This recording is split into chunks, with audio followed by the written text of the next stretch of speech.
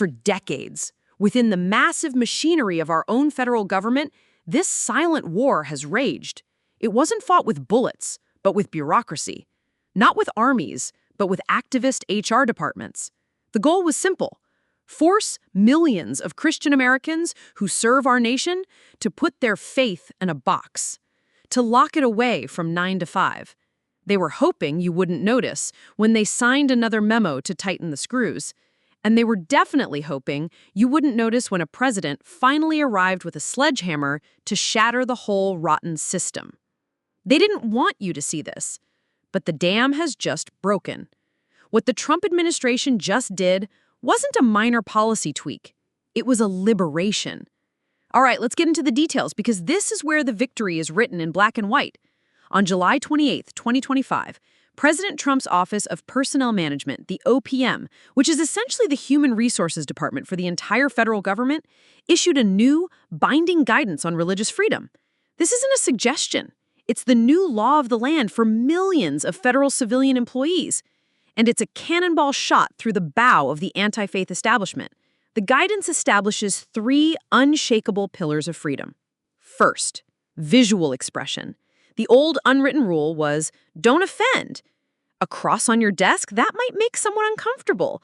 A Bible verse on your cubicle wall, that's not welcoming. The new guidance obliterates that. It explicitly states employees are permitted to display religious items and artwork in their personal workspaces. That cross, that Bible, that framed scripture, they are now protected. The era of being told to hide your faith because of a hypothetical offense is over. Second, and this one is a giant, religious dialogue. For years, the secular left has tried to create a culture where simply mentioning your faith is seen as an act of aggression. They blurred the line between conversation and harassment. This guidance restores common sense. It affirms that employees can discuss their faith with colleagues just like they discussed the football game last night. Crucially, it protects your right to invite a coworker to church or a Bible study. The memo is clear. This is protected speech. Harassment is not someone feeling uncomfortable. It's a pattern of coercion after someone has clearly asked you to stop. It's the difference between an invitation and an interrogation. And third, group activity. This has been a major battleground. We've heard countless stories of lunchtime prayer groups or Bible studies being denied meeting space, while every other secular club gets a conference room. No more. The new rules mandate that religious groups must be given the same access to facilities for meetings during non-work hours, like lunch breaks or before the day starts, as any other non-work-related group. No more being treated like a second-class organization. Now, the talking heads on cable news will hear this and immediately scream, "This is a solution in search of a problem. No one was being persecuted." Oh, really? They have no idea. Or worse, they're lying. This wasn't about official laws on the books. It was about a hostile culture, a chilling effect that was just as powerful.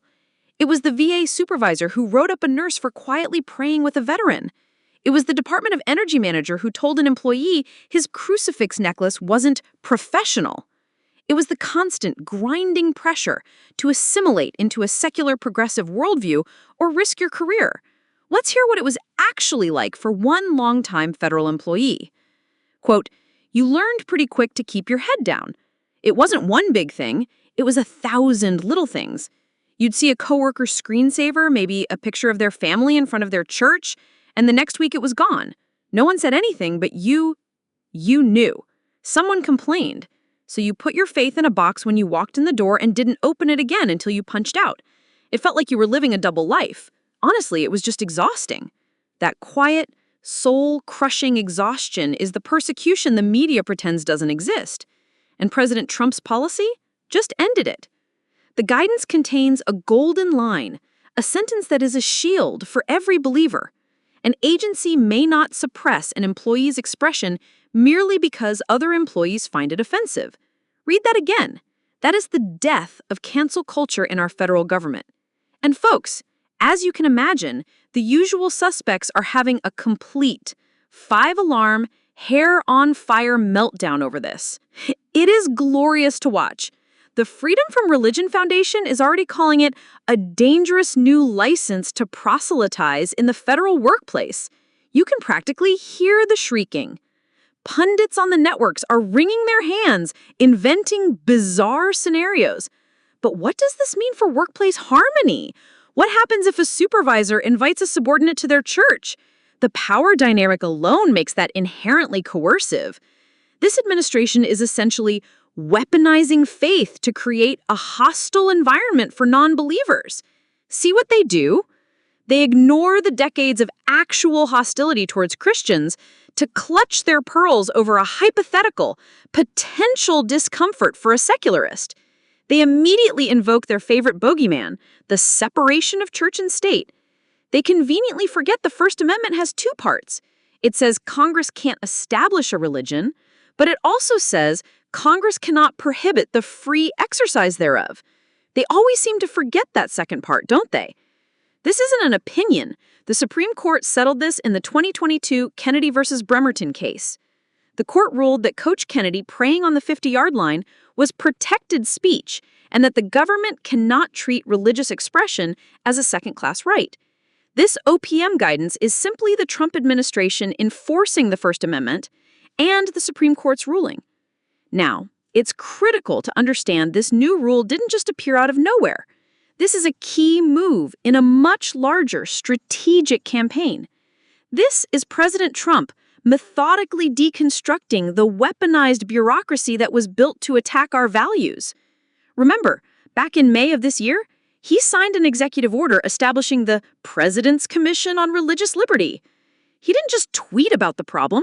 He created an official government body with the singular mission of hunting down and eliminating anti-faith bias across every single federal agency.